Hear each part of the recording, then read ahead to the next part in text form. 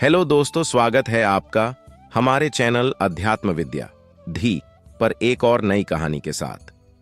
कहानी अच्छी लगे तो लाइक और सब्सक्राइब जरूर करिएगा।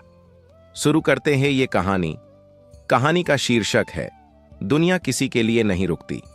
एक राजा था जो अपनी प्रजा को बहुत प्यार करता था और अपने बाल बच्चों का भी बहुत ख्याल रखता था। पूरे घर परिवार की संभाल करता था। मतलब ये सब लोग उससे संतुष्ट थे और खुश थे।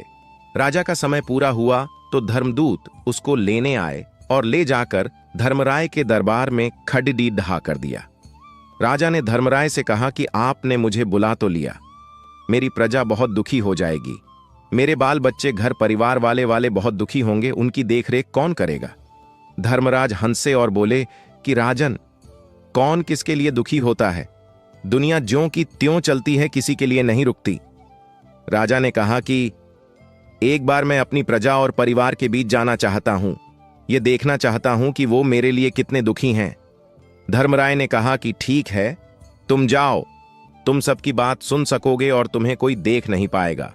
सबकी बात सुनकर तुम वापस लौट आना। राजा पहले अपने नगर में गया। उसने देखा कि प्रजा जैसे पहले थी वैसे अब भी है। उसकी कोई विशेष चर्चा हो नहीं रही थी। एक जगह कुछ लोग बैठे आपस में बात कर रहे थे। वह वहां जाकर खड़ीडीडा हो गया और उनकी बात सुनने लगा। उनमें से एक ने कहा कि राजा मर गया, अब देखो कौन राजा बनता है, वैसे वो आदमी अच्छा था। दूसरा बोला कि जो राजा बनेगा वही अच्छा होगा। तीसरा बोला कि हम तो प्रजा ही रहेंगे, जो राजा बनेगा वो बनेगा। ये तो दुनिया है कि कितने राजे महाराजे चले गए, वह गया तो कौन सी नई बात हो गई। राजा ने यह बात सुनी तो उसको बड्ढा धक्का लगा और वह सोचने लगा कि मेरे जाने का गम इन लोगों को नहीं है।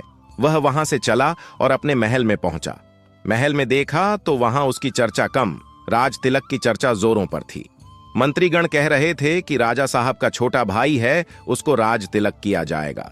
वहां से चला तो रनिवास में पहुंचा। उसने देखा कि उसकी रानी सादे कपड्ढों में बैठी है, उसका छोटा भाई भी वहां बैठा है और कुछ लोग और हैं।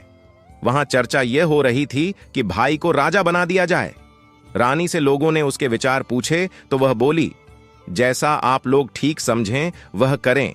जिसको जाना था वह तो चला ही गया, वह तो वापस लौटेगा नहीं। मुझे आप लोगों की बात मंजूर है। राजा को यह सुनकर बड्ढा धक्का लगा। उसका सारा भ्रम टूट चुका था। वह पहुंचा धर्मराय के दरबार में। धर्मराय हंसे और बोले कि जाना चाहोगे अपने राज्य में। राजा बोला कि नहीं, मुझे अब तो कुछ नहीं चाहिए, ना राज्य न घर परिवार। मुझे अब ऐसी जगह भेज दीजिए जहां मैं एकदम अकेला रहूं, भगवान का भजन करूं।